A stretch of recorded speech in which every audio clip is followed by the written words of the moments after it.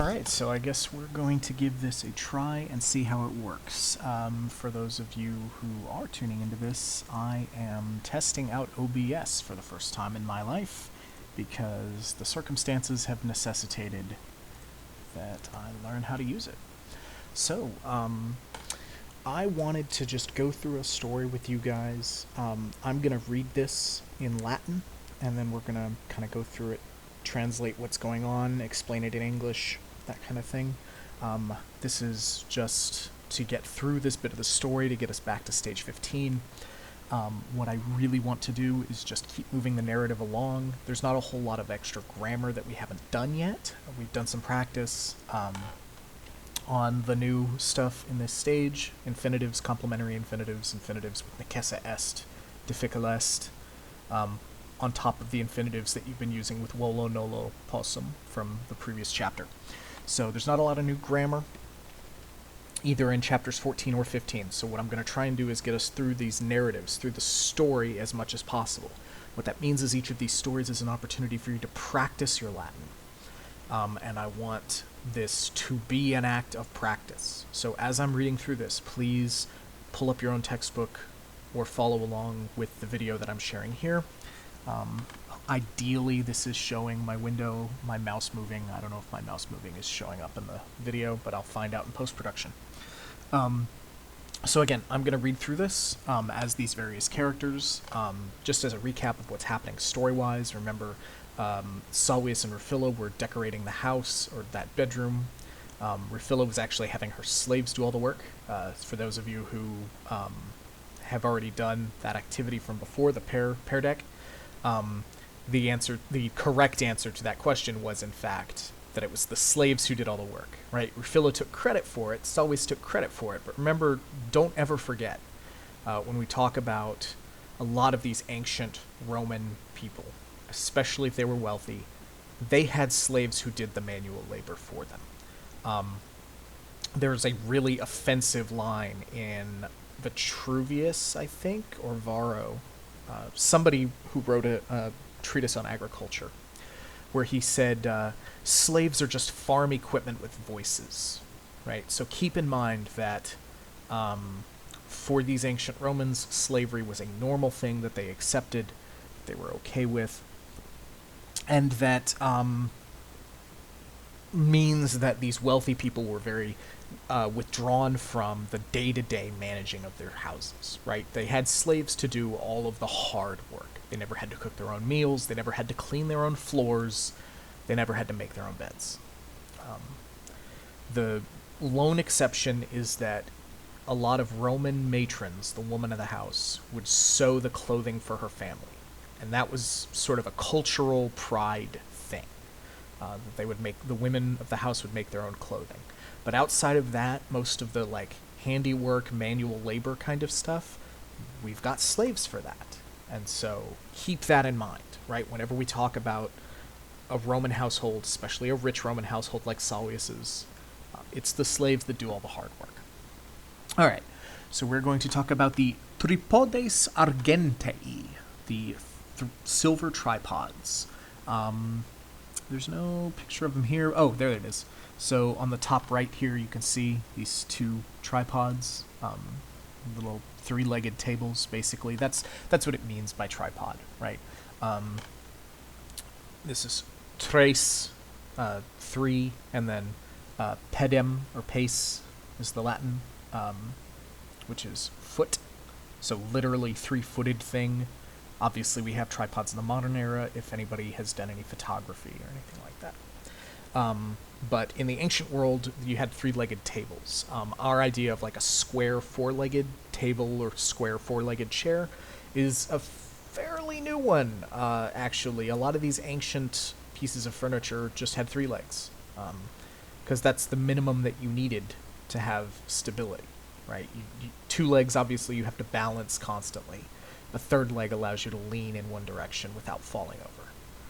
And so in the ancient world, especially if you're making it out of something like silver, but even just if you're making it out of wood, with the lower level of technology that they had, where everything had to be handmade, adding a fourth leg would have been an unnecessary extra bit of work when 3 legs is all you need. So most things that they sat on, most things that they... the exception is the lectus, the couch, and the bed. Those would be 4-legged. But as far as chairs and tables, those are going to be mostly 3 legs. Anyway, let's get into the story. Quintus in cubiculo sedet, antiloquas celere terntrat. So now remember, Quintus is in the bedroom that they had prepared for him, and Antiloquax is one of those slaves, the twin brothers. And he says, Salve! Necesses domino meo ad aulam rire, rex cogitubnus omnes nobiles ad sacrificium invitavit. So, hello, it is necessary, necesse est, domino meo. So remember, dominus is the nominative. What is the ending that we know that long O ending from? It's the dative, right? It also is the ablative. We haven't really learned much ablative yet, so let's stick with the dative. And remember, the dative is translated as 2 or 4. So domino meo here, domino meo, is for my master. For my male domino, master. So it is necessary for my master, or my master needs to. You could say that in English too, and I would accept it. Ad aulam ire. So ire, to go. Ad aulam, to the palace. So my master needs to go to the palace, or it is necessary for my master to go to the palace. Rex cogitubnus omnes nobiles ad sacrificium invitavit. And I'm going to tone down my elisions here, just to separate each word. Naturally, a Roman would not do that if a native Latin speaker were reading this. Nobiles ad sacrificium invitavit is more what you would be hearing. So, but instead we're going to say ad sacrificium invitavit.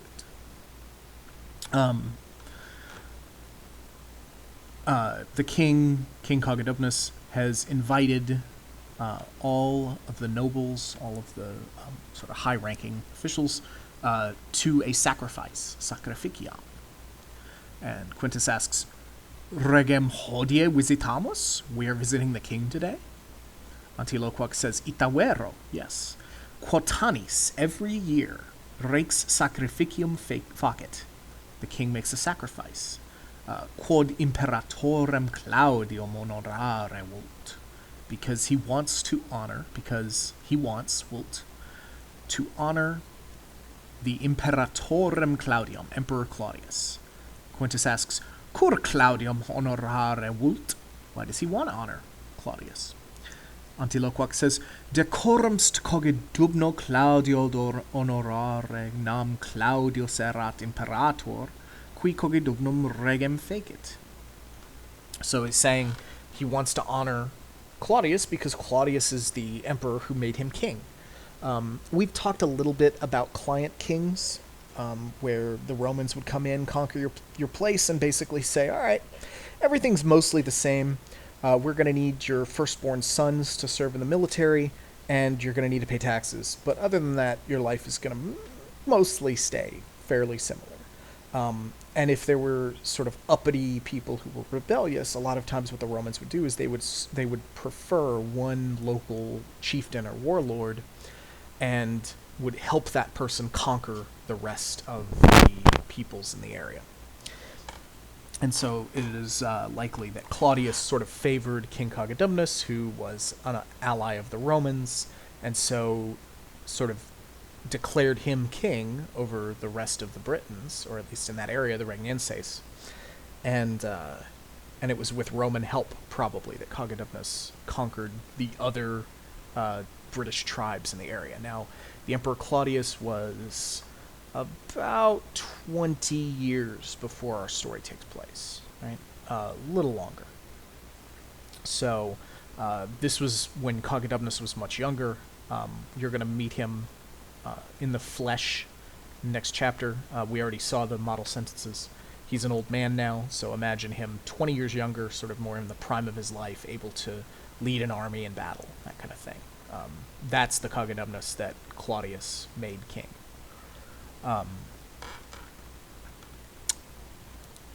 Quintus says, Nunc rem intellego, now I understand.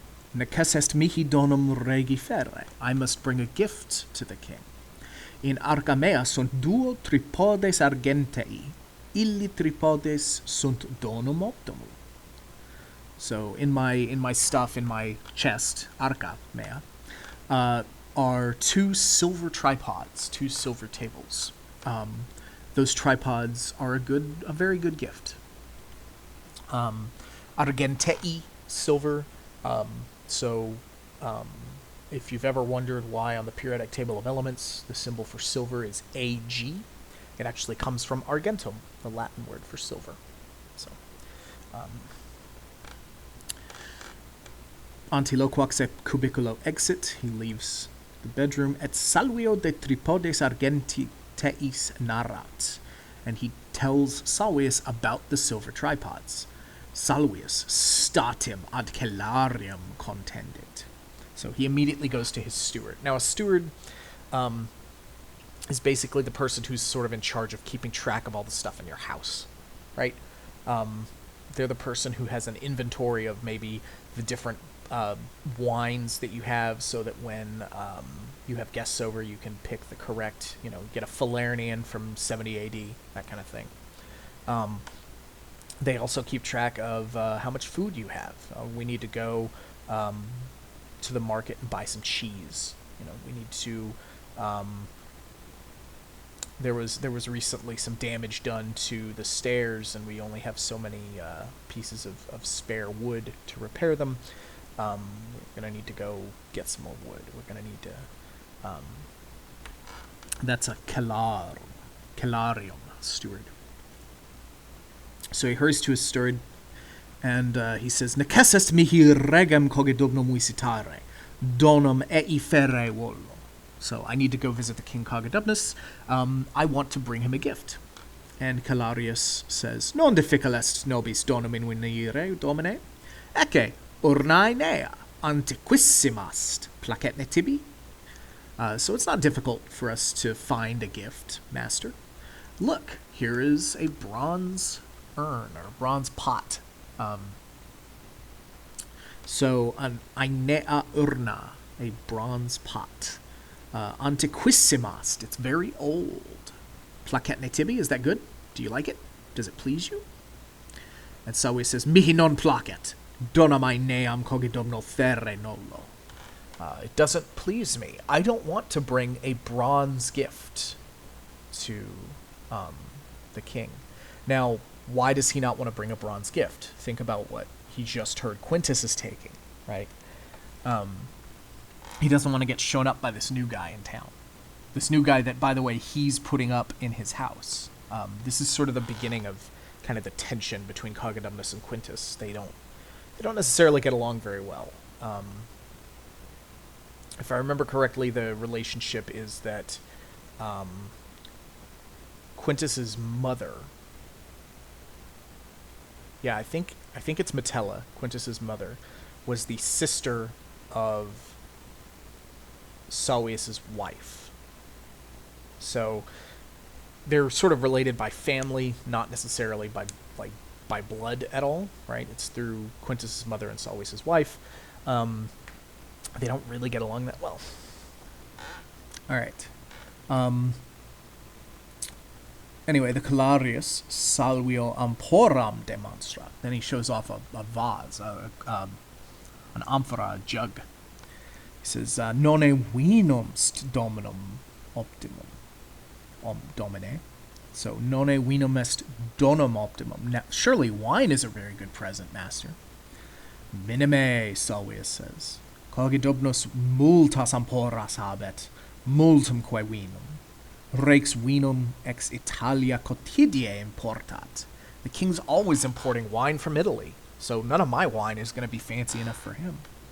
Subito Salvius statuam parvam conspicit. Suddenly he sees a small statue. Euge, hunc statuam rege ferre possum, auratast. Statua. Auratas statua. This statue is gold. I can bring that to the king. Quintus regi donum argenteum ferre vult, ego tamen auratum donum ferre possum. So Quintus wants to give or bring a gold gift or a silver gift to the king. I, however, am able to bring a gold gift. Regi here is that dative to the king. And Calarius says, Domine non debes. Master, you shouldn't. And Salvius asks, Cur non debeo? Why shouldn't I? And Calarius says, Cogitubnus ipse tibi illam statuam dedit. Cogitubnus ipse illam statuam dedit. So, I'm going to submit this as a question on your Google Classroom. I want you to answer why he shouldn't do it, right? The Calarius here says, Cogitubnus ipse tibi illam statuam dedit. So why would it be bad for Salvius to give that gift to Cogitubnus? And Salvius says, Hercle, neces est mihi istam urnam ad aulam ferre. By Hercules, I need to take that urn to the palace. This is the bronze urn from the beginning. So, which is probably still a half decent gift if you look at what it looks like here.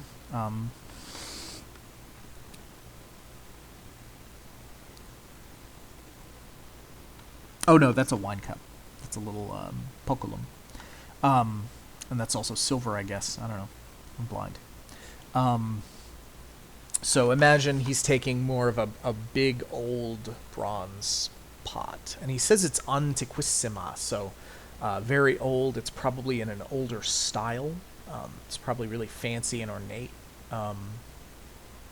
This is something pottery, decorative pottery, fancy pottery was a thing in ancient Rome. And this is probably a great example of